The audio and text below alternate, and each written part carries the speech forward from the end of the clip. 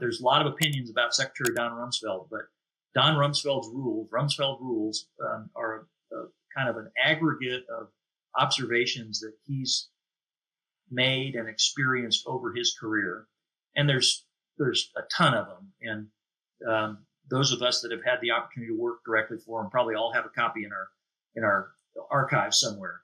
But one of the things that he and we talked about unknown unknowns through the course of the conversation. He always challenged you to think about what you don't know. What is it that I'm not thinking about? What is it that someone else has control of that I ought to know about? If you're not constantly challenging yourself with those questions, you're going to overlook something that will be significant later on down the road.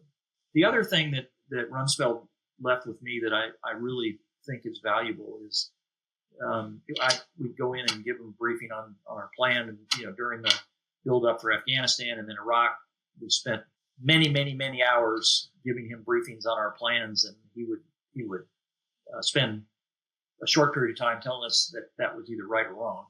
But importantly, he said, "Have you asked all the what if questions to your plan?" And I kind of scratch my head and say, "Sir, what do you mean what if questions?" He goes, "Okay, well, you're making an assumption that we're going to get a division's worth of ships into the Gulf before we begin operations. What if the weather's bad? What if the ships break? What if what if the country doesn't allow us to dock? Have you thought through all of those things?" And usually the answer was some of them, and or it could be, "Well, Mr. Secretary, that the State Department is working on that." Well, this is the Defense Department, and I'm in charge of it. And so what are you doing to ensure State Department is taking care of our requirement? It forced me to realize that you almost need a separate think tank to ask the what if questions. What don't we know? And how do we go about getting that? And how do we get it in a way that's meaningful to whatever it is we're planning and executing? And again, that's true in business, in education, in defense, you name it. I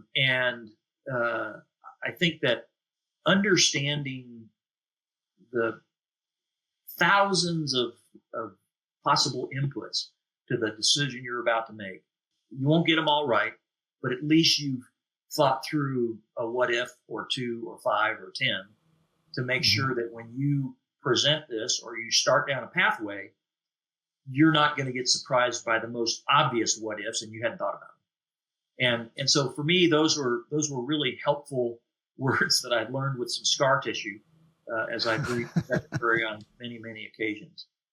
And I think I've mentioned this to you before, but when I went to work for Secretary Rumsfeld and later on Secretary Gates, I asked them both for this with the same question for the one bit of leniency they would give me, and that was, I need a but sir moment every day.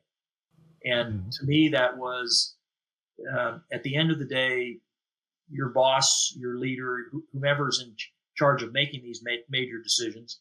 Oh, by the way, and you later on down the road, will probably give out some guidance that somebody really important didn't understand.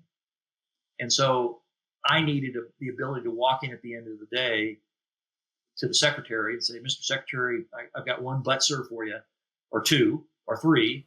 And well, what are those?" And I'd explain that this briefing or that briefing came and went, but afterwards it was clear to me that briefer, whether it was a colonel or a general, didn't quite get your guidance clear. And before they start down a pathway that's going to get crossways with what I think your guidance is, let me read this back to you and make sure that's what you intended. And then I'll circle back with them to make sure they know that's what you intended. And so later on in life, as I had more and more of my own responsibilities, I always had a smart Navy captain or Air Force colonel or brigadier who had that flexibility to come in at the end of the day and say, "Yeah, I'm not sure this was totally clear. Let's make sure we got this right, boss." And that's a really helpful tool because it's, in any military, you're going to read back your commander's intent. And if you don't get that right, you are going to, at worst case, kill a bunch of people you don't need to.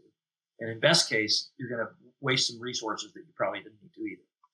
So getting that clarification of intent is really, really important. And you shouldn't go weeks or months without getting that clarification, because you're going to be spinning your wheels and using a lot of energy that's not productive to where you want to go.